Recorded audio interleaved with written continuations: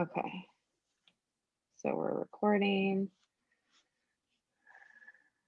Hello, everyone. My name is Lindsey Marie Barber, and I'm here with Walking Crow of Transformational Sacred Drumming. And we're here today to discuss how and why it is important to heal from trauma, from relationships, and from childhood. And he has some amazing practices himself, and I'm just so excited to be here with you, Walking Crow, aka Anthony Rodriguez on on Thank you. I'm Facebook. excited to be here with you too. So, Walking Crow, tell me, for you in your life and in your practice with people, why is it so important to heal from past relationship and early childhood trauma when you're looking to improve your self-esteem or love other people? Well, a lot of us don't know that we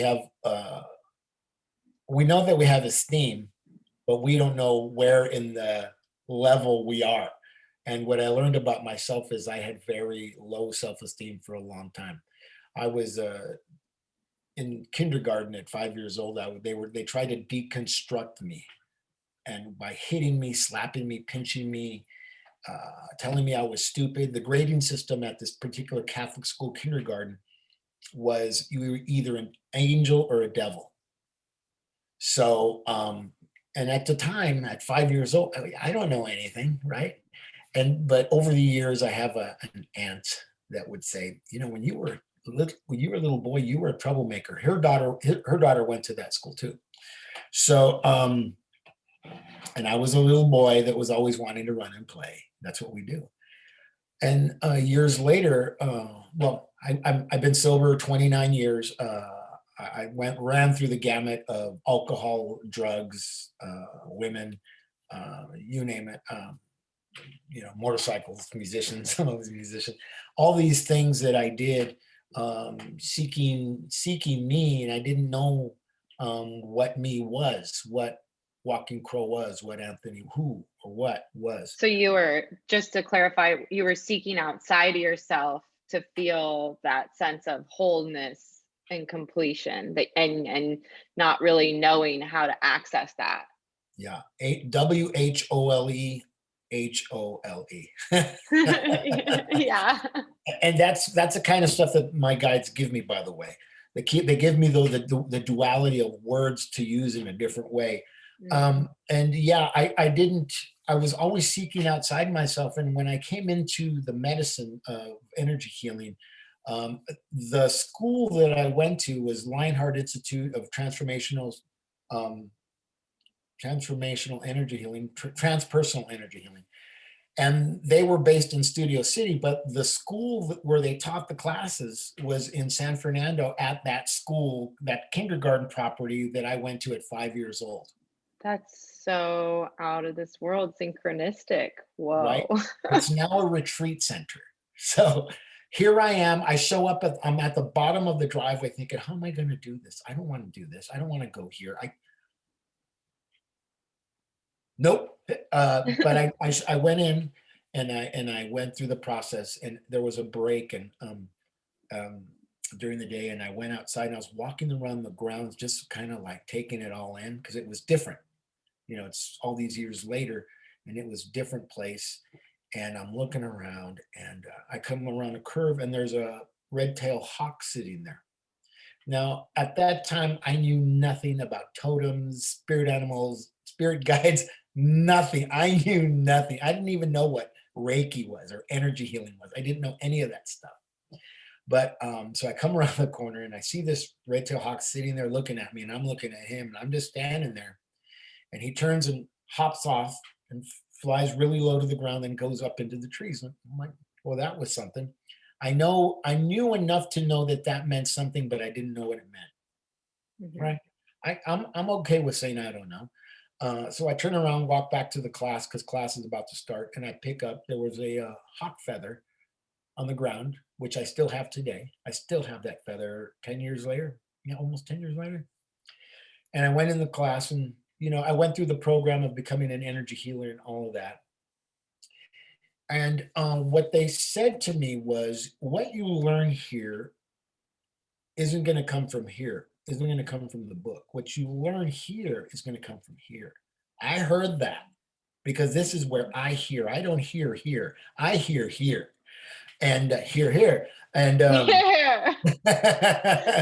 and so as I went along on my path, working on people, learning energy work, and I was starting to see things and experience things as I put my hands on people. And then the medicine, the what I call the sacred medicine started to call to me. The spirits started to call to me. Great spirits started to call to me. Great mother, the ancestors, the ancient ones started to call to me, and I started to have experiences, and I started to say yes to the experiences. I had a radio show called Transformational Sacred Drum Medicine Show, and I was I would talk for an hour. I would just, but whatever they gave me, I would come out of my mouth. Every now and again, I'd have a guest, but I would just talk about healing. I would talk about the chakras one at a time, one a week, and I did that. And So as what's I, the, for people that maybe don't have that experience yet of being connected in that way and listening from your heart versus and your soul, and that connection to whatever your concept of the divine is, like, because we can all have our own individual concept. right, um what's the power of, in relationships and in your life, like it just in general, relationships in general, being able to listen from the heart versus it being up here and trying to analyze it, like what to do next? What's the power of that? the power of it is listening to it and not having to necessarily have an answer or a response to it, allowing it to envelop what is my heart, and my ears hear it. And how does that make me feel? I try not to go up in here, because if I go up in here, I'm not coming out. So I receive it. I receive it and allow it to envelop me and say, okay, I've learned to listen. So how does it feel when you're, or even like for people that are still more up here, um where are your thoughts when you're listening from your heart versus when you're like listening from your head and trying to figure everything out? The thoughts are slower. The Mhm. thoughts are fewer. When I'm listening, I'm not thinking about what they're saying. I'm allowing myself to feel it, because that's an experience that I had never had before. Yeah. Feelings didn't matter. People's thinking seems to matter. That's all anybody ever talks about, is the mind, the thinking. And I didn't know how to be a grounded soul with maybe hurt, or maybe love, or Yeah. maybe anger, or maybe fear. I didn't know how to be in my body. Automatically shut up, and I was learning how to be present in the gift of their words, and in the gift of their presence in my gift. So, So when so you tap into the feelings all the way, even though it might have felt like, oh, I don't know, I might get ungrounded, I might lose my, my, it might like not be a, this, I might not look good, yeah, yeah, when you're actually in those feelings, how does that, the feeling of the heart and connected and listening and willing to be vulnerable, how does that impact your life and the lives of other people around you? it allows me to offer more from a present state of being. I And what want to if say you, mind. I want to say a present state of mind, but that's no, where being, yeah. the glitch comes in. So I want to be in a present state of being, right here, right now, rooted and fruited. And when you're rooted and fruited, I love that, like a tree. Yeah, What if you get rejected? the rejection isn't mine. The rejection has to do, and I, like this woman said to me, I told you that story, what, asking her Yeah. to coffee.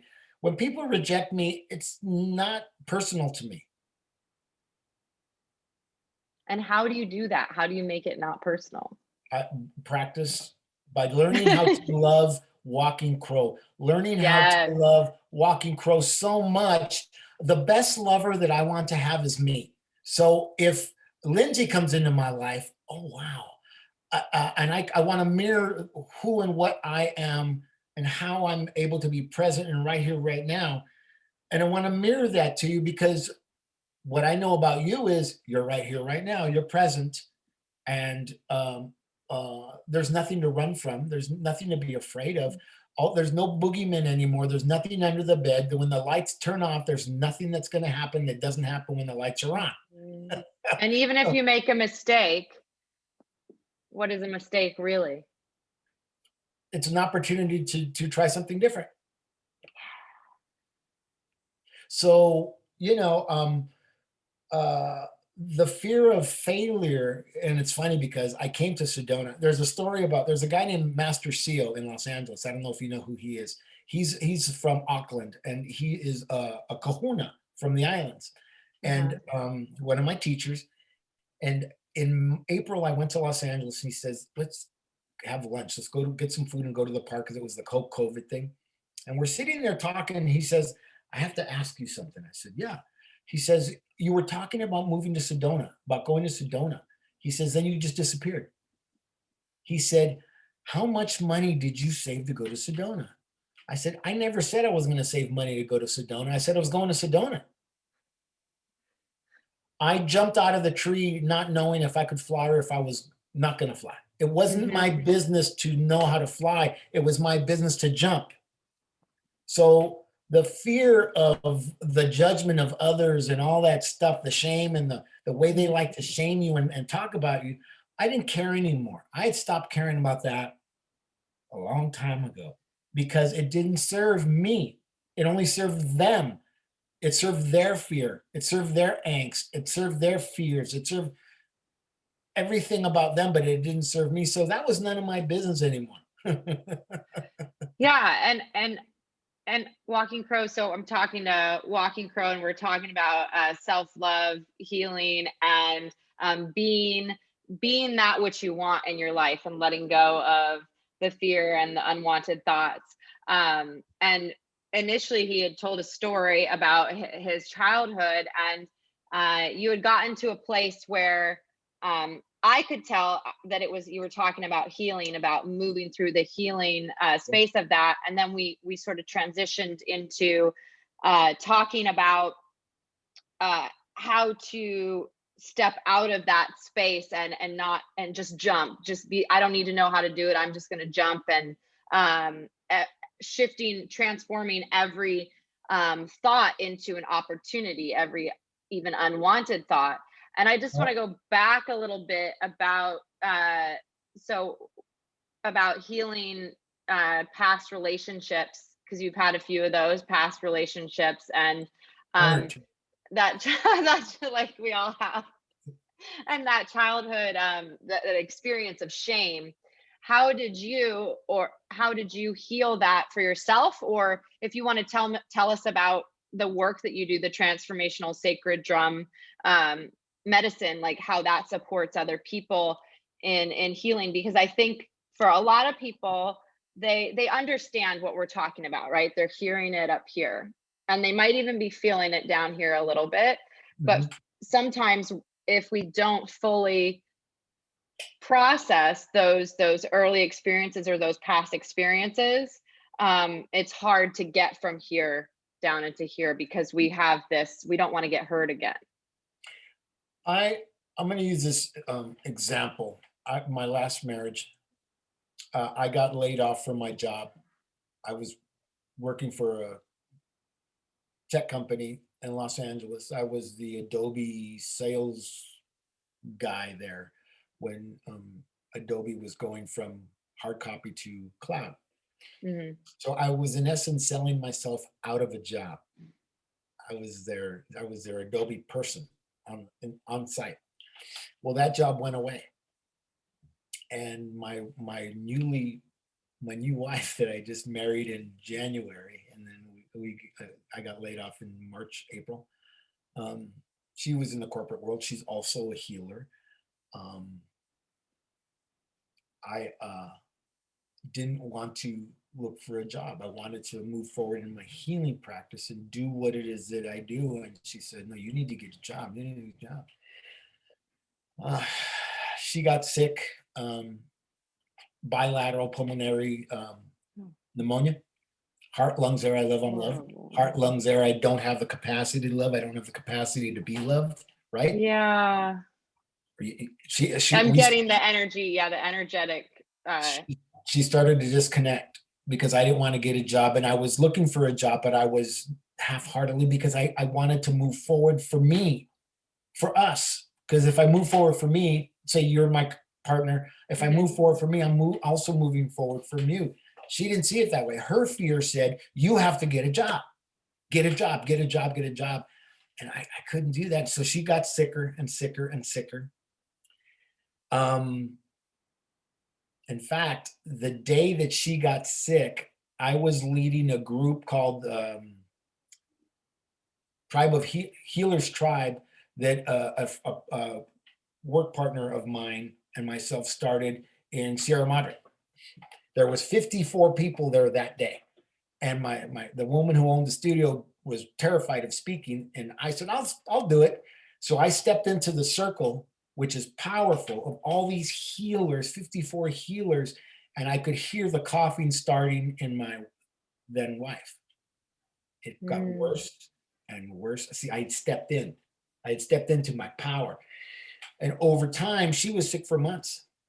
And I was driving Lyft and trying to make a living doing clients and Lyft and pretending to look for a job because I didn't want to do that anymore. I had had enough. I had come to the end of the rope with what other people wanted for me. Right? So Emma has a ceremony for me, names me Walking Crow. My wife is there, not happy about it. You can see it in all the pictures. And another some months go by. She says, I want a divorce. I said, okay. She says, when can you come sign the papers? I said, February 14th. I was being a jerk. I was being a jerk. So but explain that a little bit. Why were you being, what was going on? It was Valentine's Day. And we were getting I mean, that had you, I know it's Valentine's Day, but why did it take so long when you knew what you wanted and what was right for you, and she knew what she wanted? It was fear. Yeah. So we go and we sign the papers, and I'm angry. I'm hurt. It's not really angry. I'm hurt, but it's coming out as anger. You're hurt. Why? That she doesn't what? She doesn't want to offer me what it is that I want. She doesn't want to honor that. Yeah. Because I already know. And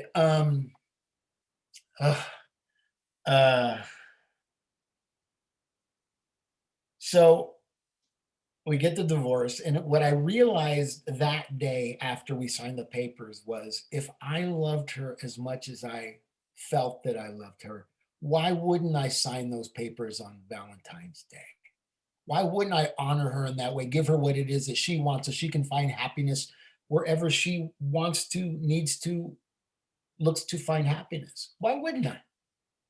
So at that moment, I realized she did me the favor of setting me free. I did me the favor of setting me free. Mm-hmm. And I had tried to get together with her after a couple of times to maybe talk, just to be cordial and to be kind to each other. And I didn't have the capacity to do that. I got angry and I would get mean.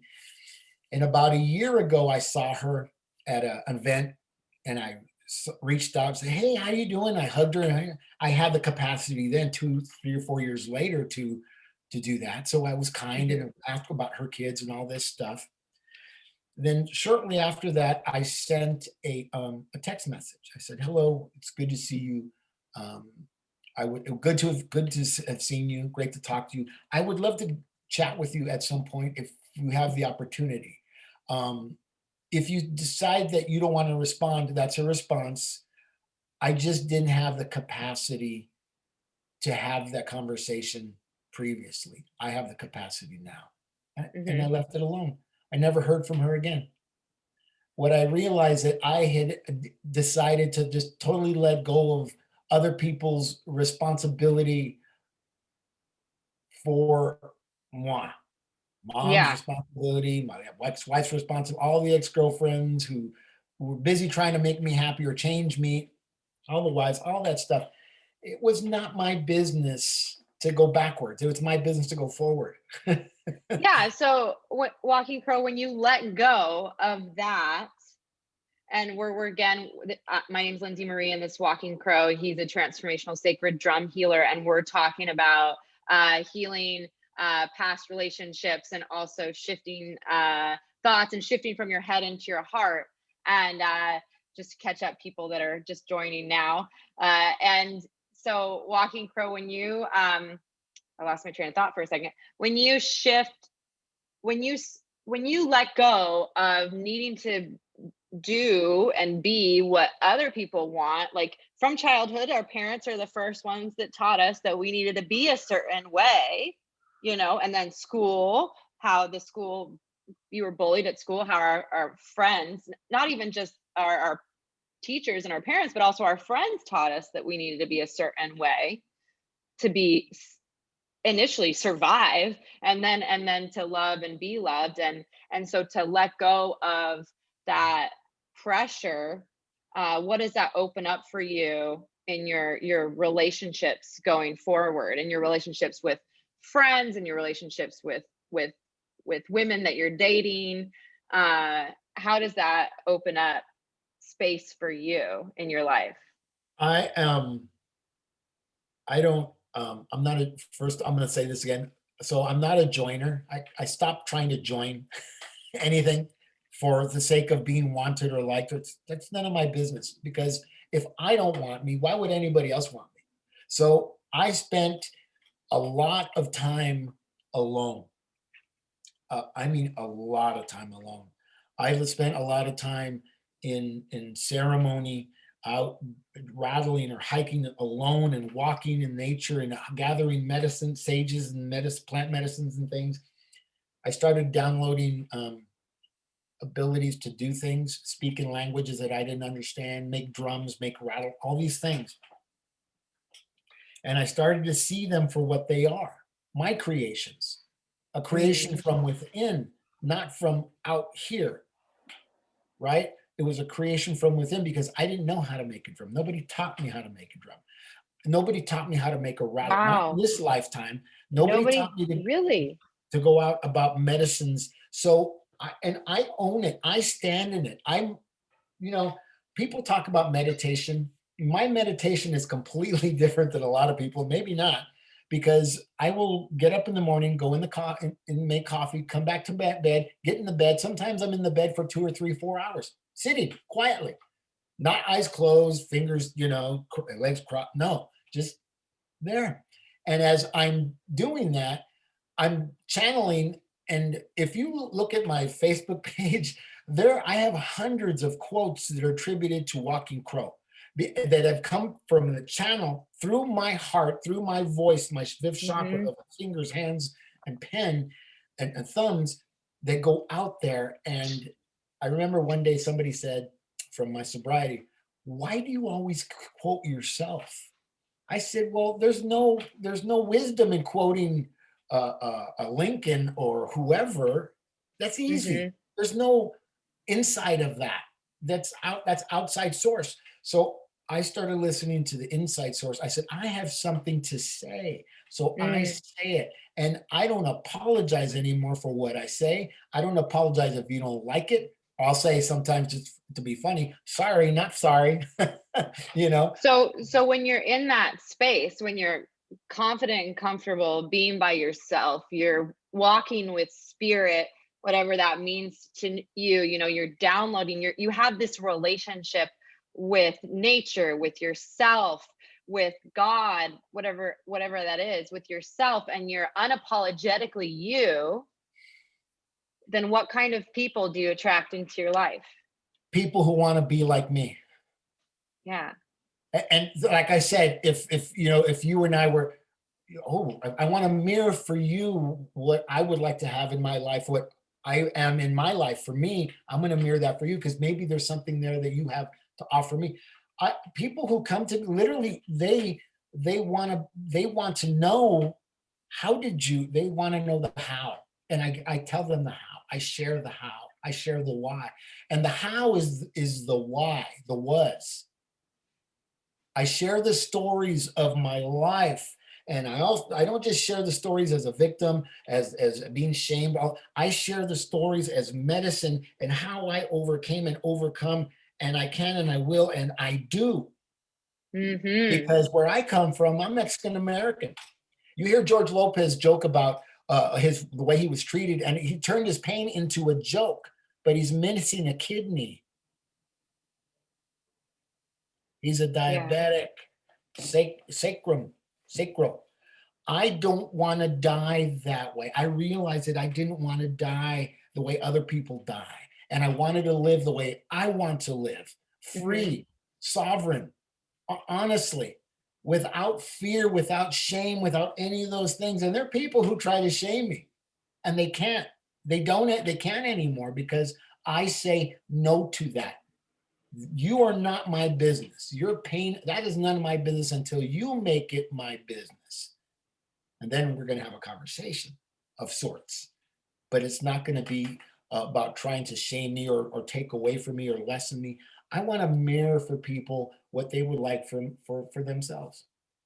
I meet And people all. what you want also. You mirror Yeah, for them what they want and what you want in the I have a relationships. very small tribe here in Sedona. I mean, really small, like maybe on less than 10 fingers. And it's really small. And there are people who care about me, who nurture me, who offer guidance when asked, not advice when not asked, you know. Exactly. No unsolicited advice. And So for I tell you, people that. I tell people, they want to give me advice like on dating. I didn't ask you for advice. Please keep that to yeah. yourself, because I didn't ask you. I don't want to know. You know? But what is the importance in your life, in your transformational journey, of having either a teacher or a friend to connect with? I was never listened to as a child. I was always talked to, talked at. And the people that come into my circle, Mm-hmm. my view, my heart space, are people that are like me. They don't want what they had. They don't want what they were given. They want more of who they are. And we get Mm-hmm. to share that common bond of potential sovereignty, of the connection from the sacrum and the fire and the esteem in the heart and through the voice, being rooted and fruited, that whole thing that I talk about. Yeah. I say I'm the tree that didn't get knocked down by the four winds. I may lose a branch and I will lose my leaves. I am rooted and I am fruited, and I extend my branches into the heavens, and the birds of the air nest in my branches and eat of my fruit. And what is my fruit? My fruit is the experience that I share of how I got from point A to point B. That's it, and that's all. That's the magic. In Yeah. Alcoholics Anonymous, they call it one alcoholic talking to another. The rub in Alcoholics Anonymous isn't getting sober. The rub is one alcoholic talking to another, and they're mirroring the experience. So now I Mm-hmm. have a tribe where the Bible says, where two or more are gathered, there I am in the mix. Mm-hmm. I am what I am, my esteem. I am the I am that I say I am. That's the I am that's there for me. And if you are too, let's go. Let's get together. Let's do this. I get excited when I talk about that stuff. Yeah. It's so powerful. There's power in numbers. I am powerful in and of myself, but I'm even more powerful right here, right now, talking with you. Yes. You Yes. know? That's all of the teachers that I've had, gurus in India, people like you who I'm in connection with. I see everyone as my teacher, especially the Yeah. people that I don't like, like, or Right? who, I mean, not that I don't like them, but I have that initial, like, oh, they rubbed me the wrong way. I'm always like, there's something to learn here, something to experience. And so, and I currently, yeah, I'm in connection with my guru, Yogi Raj Siddhanath, and then I have two coaches that coach me one-on-one. And I love going to healings and experiencing that sensation of letting go. I think there's um that's why I incorporate meditation and visualization. I do actually a tree visualization. It's so interesting that, because every time you say it, I call it tree breathing, and it's breathing from the roots, from deep down in the earth, and allowing the breath to rise through your body like a tree, like nourishing and out the top of your head, growing branches. And I've used that to take people on journeys, like journeys up into the unknown or like possibility, and also journeys down into themselves and to ground them, even in anxiety. And I think that uh, for me, I know I wouldn't be where I was if I didn't have hundreds of other people that I was constantly, talking to about the nature of the universe, the nature of relationships, like people who are calling me out when I'm in a negative space, or holding space for me when I need to feel my emotions, bringing me up. And I just, in these last few minutes, I think we've been talking for a little while now, but I just would love for you to share about the transformational sacred drumming medicine and how that supports people on their journey. First of all, I want to say something about the tree. Okay. Being the tree that I am, and you being the tree that you are, I learned something about the power of who and what I am as the tree. And I refer to the trees, all trees, as the grandmothers. The tree never, ever sees itself. The tree only sees the star, the sun, the moon, the sky, the birds of the air, the ground animals. It sees you and it sees me and it sees the other trees, but it never sees itself. It constantly gives and it constantly fruits. It gives protection to the birds of the air and the ground animals. It gives food to us. It constantly gives and gives, like I do. And what I've learned from being the tree is I've learned how to be selfless as opposed to selfish, pure selflessness. And I love that because I'm of the material world. I'm from LA and I want and I want and I want. I let go of that. That no longer serves me. No, there's no purpose for that. Well, and there's so much freedom in the selflessness around, even if you are interested in it. Well, it would be nice to have it, but like, or it would Right? be nice to have it and I'm going to continue giving anyways. Maybe I'll get it, maybe I won't, or I'll set my intention that if I do get it, I'm going to be exponentially creating value for other people, uh, like by giving. I give my time. Yeah, Every now and again, I give away a drum because I'm asked to give that to them by spirit. yeah. And I say, okay, I'm not losing anything. I'm Will you gaining. show us will you show us one of your drums? Do you have one accessible? It's right. This is my bear drum. This is a 20-inch bear drum. I waited 2 years to make this drum, and it's made from bear hide. I carry bear medicine as one of the medicines that I carry. That's my crow wing back there, and another Oh mallet and a rat. wow. But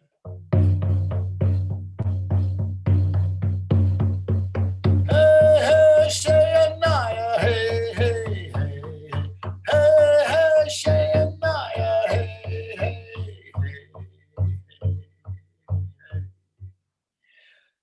You mentioned the heart. My work is of the heart. Earlier, I said heart, lungs, air, I love, I'm loved. Heart, lungs, air, I don't have the capacity to love, don't have the capacity to be loved. My low self-esteem didn't have the capacity to love or be loved. I didn't know how. And I kept choosing wives. I kept choosing victims, willing victims, but I kept choosing them. And I didn't know how not to do that. So I learned to live in my heart. I learn to hear from my heart. I take breath in, here, not here, Mm-hmm. right? And I allow it to travel through my heart and lungs area into my fire, and allow my loving breath to stoke the fire that burns inside of me, and it warms my heart as it's oxygenated. And I take another breath, and the fire grows. My heart gets warmed, and the water in my sacrum starts to boil and get hot. And I take another breath through the heart space, a loving breath, and the fire gets bigger, warming my heart, and the water in the sacrum starts to overflow into my root chakra, and my roots get bigger and deeper. My foundation gets deeper, and I take another breath. All the time, my heart is working to love me, and that my fire gets bigger, and the water starts to boil and bubble, and steam rises, and it clears out the mucus of this cavity here that keeps me up in the ethereal area, ethereal realm, and I allow the words and the feelings to come out of my head and into my heart and out of my voice. And I allow myself to speak myself into healing, feeling, loving, caring, walking crow. Oh, shit, no one. Oh, shit, in this shit. Okay.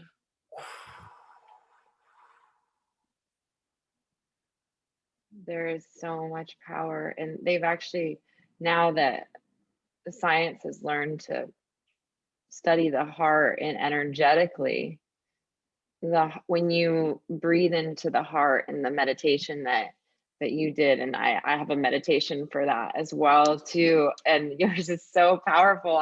Your heart actually creates a field up to 9 meters around you, an energetic field. They can actually measure it now, and there are more neurons. There's 60,000 neurons. I think I got that number right. 40 to 60,000 neurons in your heart. There's more neurons in your heart than there are in your brain. And um and just, even you don't even need the scientific backing to experience that feeling, and then take that out into the world. What you said, speak it. So you speak from your heart, and when you speak from your heart in a courageous way, in a Oh, way that's like, it doesn't matter what happens, because I know my truth, and I know my heart, and I know that I'm always safe and secure. I am the tree. I am protected by the world. I am that I say I am, and you Yes, don't have a say in it. yeah. And so to be aware of what I say I am, what I say I am. So instead of saying I am tired, I am bored, I am, that's bringing that in more. I always Because ask people to change their words. You know, I've yes, been sober 29 years, and I don't go to meetings of Alcoholics Anonymous anymore. You know why? Because when I say, my name is Walking Crow and I'm an alcoholic, I'm speaking to the lower vibration. There's no raising of the vibration in the room. So I don't have time for low vibration, and I'm not going to speak to that. So I am no longer an alcoholic. I am rooted and I am fruited, and I don't have a physical malady. I don't have a spiritual malady. I am not obsessed in the mind. yeah. And AA, they say in the big book, is spiritual kindergarten. And it the takes, it takes a big understanding and a huge amount of healing to be in that place. But it can happen very quickly with the power of your voice and intention and changing your words. So I agree with you that the I am is one of the most powerful things. And for a lot of people who struggle, acknowledging where they're at is really powerful, but you can do it from a place of saying, I am experiencing tiredness in this moment. I'm experiencing anger. I'm experiencing sadness. And then it's a moment. It's not the I am eternally. yeah, And I think, whew, I'm feeling your energy, your heart energy. right. Yeah, And that's the power of the drum. That's the power of mother. Do you have children? I don't know. But your mother had a child, and you're the power of her love, whatever your relationship was, because here you are connecting with me. Um, um, this is all I ever talk about is the heart space. By the way, the block that I talked about, the mucus, Uh-huh. do you know where this mucus comes from? It comes, no, just tell me. I don't want to guess. Heart, lungs, air. I love Oh, the lungs. umbrella. So there's so much power here. Memory, mammary. It's where we fed from when we were birthed, pushed into the light, and they put us to the breast. Memory, mammary. Going back, the heart space, mother, going back to Gaia, Pachamama, Madre Tierra, the sound, the connection. It's so powerful, and we don't realize how powerful it is. And when I put all those things together, because nobody taught me that, there wasn't a human that taught me that in this lifetime. This is what my guides, what was channeled to me, through me, for you, for us to share. And it's like, wow, wow, wow. So the wow. drumming is the sound, like the sound of the when you're in the womb and when you leave the womb. Is that? But when we leave the womb, we get their distance that comes between us and the heartbeat, because we get into the world, the materialism of the world, and into we get up in here, and we Mhm. get farther from that sound. And my work has been to, and I talked about it earlier, come out of here and come into here. To live in the elemental body of earth, water, fire, and air. Yeah. And because you need a spacesuit to live up in here to survive, right? Astronauts wear a spacesuit in the ethers. So using that example, I try to live in my heart space, in my body, in my lungs. I can, I will, I do, I am, in my fire, in the connection of water, in the connection of the ocean, emotion, EMOCEAN. Oh, rooted. Oh. I'm rooted and I'm fruited, and living in my body. Living in my body allows me to be in the gift of my presence and the presence of my gift. Yes. It's that simple for me. So when you are, you have a drumming session coming up in Sedona. Is that right? In Journey. February. We're going to be A doing a journey? journey on the 6th at Sun Moon Studios in Sedona. It's an hour and a half, and we journey for 25 minutes to the big drum, or maybe even this drum, because this drum sounds incredible in that room. And you just lay it, and you allow yourself to go, and then we bring you back. And then we actually share, if people want to share about their experience and what that was like for them, we allow them to share. And even if people say, well, I didn't have an experience, not having an experience is an experience. So, Yes. and we always have to remind ourselves of that as well. Well, nothing happened, something happened. Nothing is something happening. Yes. I always remind people when like, don't fight the visualization. If you see something else than what I'm saying, or you see nothing, right? just that process of surrender. And I think drumming is so the transformational shamanic drumming, the medicine that you have, I haven't experienced that with you yet, but I know when I am in it, like it does it, the sounds and the vibration and the medicine that you're giving take away this chatter up here, and I'm able to journey in my mind. So I think that that's incredibly powerful. I hold those experiences, and then the experiences like we're having right now, talking with another human being, speaking gold, being speaking light, speaking love, and being in that space. I Both of those are so important for my own journey and for my ability to connect with other people in relationship. um and in I think that, what do you think? Do Sorry.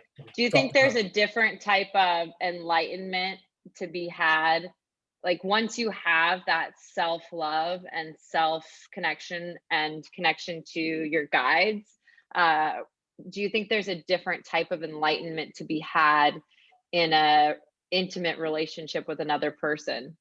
Oh yeah, because you're able to see their light first.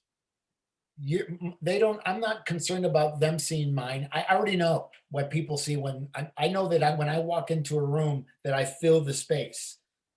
I already know that about myself. So all I want to do is see their light. I want to tap in, and I want to listen, and I want to listen and listen quietly and hear what they have to say. I've learned to. I have a song called O Oyato, O Oyato, O Oyato, and O Oyato asks, listen to the wind, listen as she whispers through the trees, listen to her still small voice, listen as she whispers to your heart.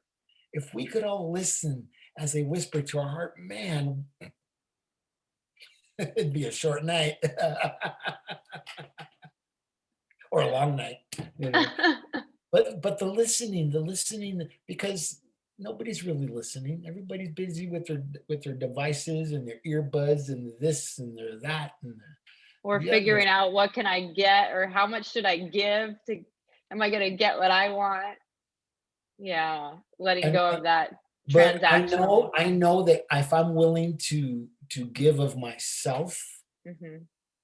I can forget about what it is that I want for right now because I'm being vested in this situation right here, right now. Mhm. And if something more happens, great. And if something doesn't happen, something already happened.